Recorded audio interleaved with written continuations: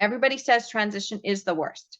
I'm going to tell you that yes, it is. This is the part where Jenny questioned her existence. This is the part that I said, I don't want to do this for 8 hours. This is the part that said, I'm done. I just want to stop this. This is the part that had Rebecca also not wanting to do this anymore. She was like, I can't even. But then the contraction would ebb away because she had had 2 previous C-sections. She had a longer transition, but it was more spaced out. So she would have these really hard contractions. And I could tell which ones when her cervix was opening and which ones when she was bearing down. So that was how her uterus was able to work with the scar. With Jenny's, hers was fast. It was like, transition is just going to be fast and it's going to be hard and you're going to go to the hospital and then in an hour you're going to have your baby. Mine is 2 minutes. Mine is 2 minutes. I don't want to do this. This sucks. Feeling a lot of pressure. And then the water's released and the head comes down and baby's out. Why does this happen? Why does it suddenly go from being, I can manage this, this is easy, to I don't want to do this anymore, it's hard? There's also an evolutionary reason for that too. It's called adrenaline, okay? So the reason why transition is the hardest part is because your body needs you to wake up. It is intentionally trying to get you to wake up. Can't do that if you're in the oxytocin endorphin high. Remember, you're high. But a baby is now coming and you need to be able to be alert to care for that baby. You can't stay in that trance. This is another reason why there was such a problem when moms started getting drugged up on scopolamine and Demerol and they were not alert for their baby. And I will tell you more about that in a minute. So you're in this high, suddenly things get really intense. Your body is waking up. It's starting to get more painful. You don't want to do this anymore. There's a lot of pressure. You're like, I can't do this anymore. It's your body saying, hey, we're going to flood you with adrenaline to wake you up. This is the shortest stage. It could be only a few minutes. A lot of moms, they say, oh, I want the drugs. I can't do this without the drugs. Unfortunately, you're going to find out that when you introduce the drugs, this causes a problem, especially if you're going through transition. Now, once you've woken up, your cervix is starting to dilate the last few centimeters. Your uterus is now building up that muscle. There's an actual fundal muscle that will push down to get your baby out. There's also going to be a signal for you to start pushing.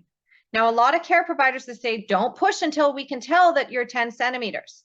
This is a problem. Now, this is also based on their old medical model when they were messing with birth. You're going to see, as you understand physiological birth, that a lot of the interventions are the reason why more interventions happen once you follow this and understand it and see what's really going on with your body. So your body is gearing up and it's pulling up those muscles. And as it pulls up the uterine muscle, that is what dilates your cervix. Your cervix is not a hole that just suddenly gets bigger. It is a whole muscle that is pulling things up, almost like when you're pulling up a sock and trying to get it so you can fit your foot through, and how you're opening that quickly and getting it all bunched up. Well, that's what happens. So your body is signaling for you to maybe bear down a little, maybe just through the end of this contraction, you feel a little pushy. It's okay. That's what your body is designed to do. You start to do that. This is different from when you are doing this when you are in the hospital with an epidural, because in that case, you don't know what your body's actually trying to do because it's not, your body is not being in charge here.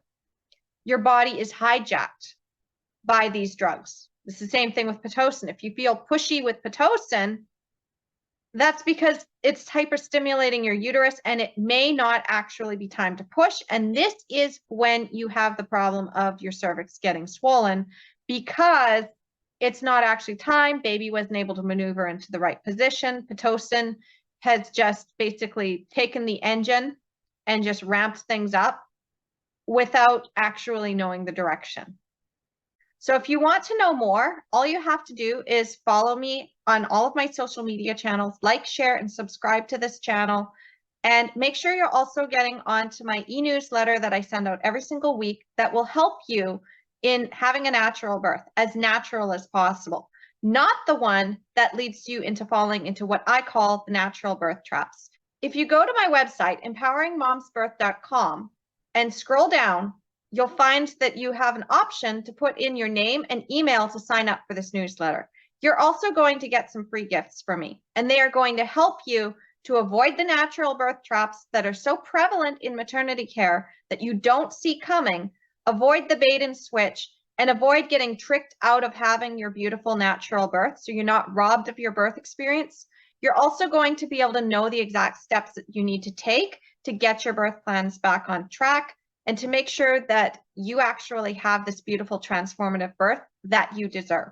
Because the truth is that birth is a physiological process. It is not a medical one.